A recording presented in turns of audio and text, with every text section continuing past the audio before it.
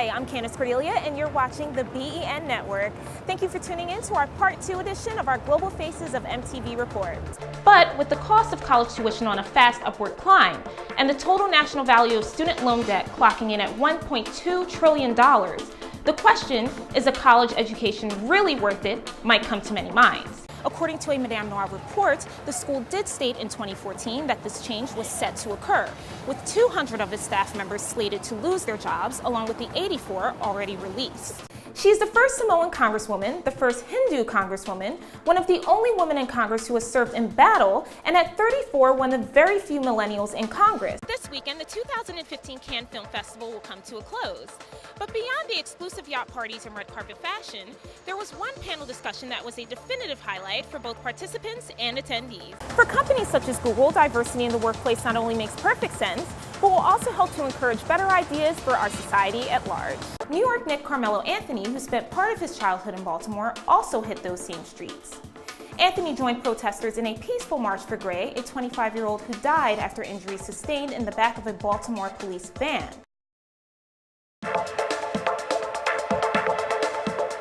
Hi, I'm Candace Cordelia, and you are watching The Breakdown on the BEN Network. Recently, Howard University laid off 84 of its staff members. Tuition costs at the school have also been frozen for the 2015 to 2016 school year.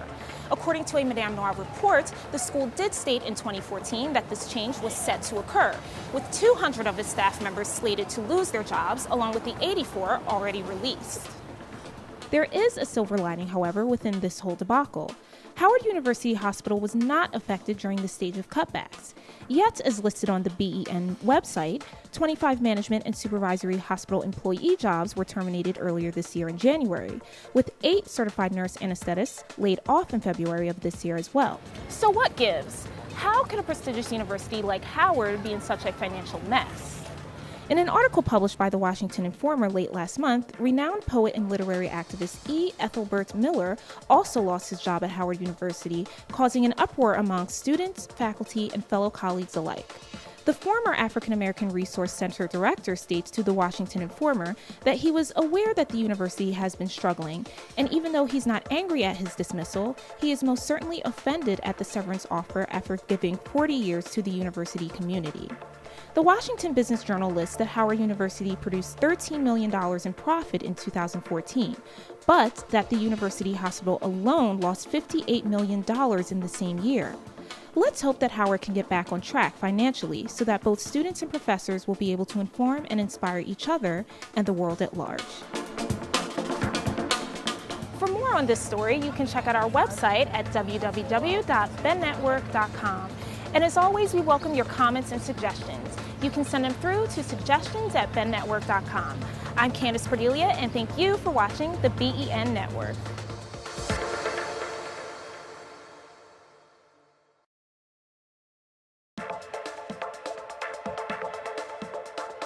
Hi, I'm Candace Cordelia reporting to you from The Breakdown.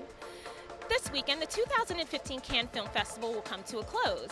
But beyond the exclusive yacht parties and red carpet fashion, there was one panel discussion that was a definitive highlight for both participants and attendees.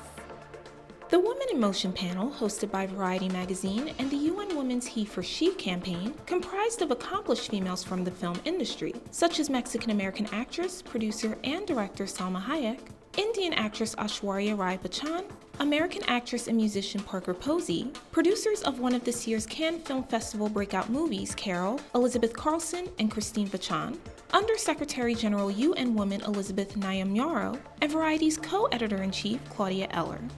It has been reported by various news outlets, inclusive of IndieWire and IBN Live, that Hayek was extremely outspoken in her views on women in the film industry during the revelatory discussion. Cinema undermines women's intelligence, Hayek voiced, as written on The Guardian's official website. They don't see us as a powerful economic force. It's incredible ignorance. Hollywood doesn't have this business vision. The presence of women in film has been a hot-button topic for a number of years, but even more so in 2015. It appears that since Patricia Arquette's potent Oscar acceptance speech earlier this year, of which she demanded wage equality for women, her female Hollywood peers have spoken out about their personal experiences at work. Pitch Perfect 2 thespian Anna Kendrick tells Glamour magazine in their existing June issue, quote, There's a film I'm considering now where I have to wait for all the male roles to be cast before I can even become a part of the conversation. Part of me gets that. But part of me is like, you have to cast females based on who's cast as males? Then we have the American Civil Liberties Union and its publicized report about gender discrimination in Hollywood, met with much praise within the entertainment and media industry, and also prompting the Equal Employment Opportunity Commission to look into the documented allegations.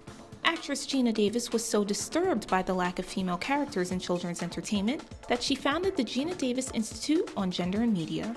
The research-based organization was created in hopes to, quote, engage, educate, and influence the need to dramatically improve gender balance, reduce stereotyping, and create diverse female characters in entertainment targeting children 11 and under, its website mentions. A handful of the most important facts unfortunately remain. Just 5 female filmmakers in history have been nominated for an Academy Award, but only one, Kathryn Bigelow, has received the coveted award. In 2014, IndieWire affirmed that 37% of all speaking characters in movies where at least one woman director and/or writer accounted for were female. In addition, Variety magazine's senior film and media reporter Brent Lang attested in January of this year that Hollywood's gender gap is growing wider. As more women in cinema are needed behind the camera, little progress has been made. After Kathryn Bigelow became the first woman to earn a Best Director Oscar for The Hurt Locker in 2010, there was hope that it might lead to a flowering for female talent. That didn't pan out, Lang rationalizes. Back at Cannes, actress Parker Posey lamented our society's downward tumble in cinema. We live in very masculine times.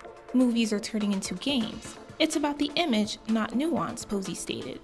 Acclaimed film producer Christine Vachon contended that ridiculous systems that determine the value of male stars set the tone for how much money a film and its producers will be able to access, while Hayek maintained that the casting process is very sexist, The Guardian interpreted.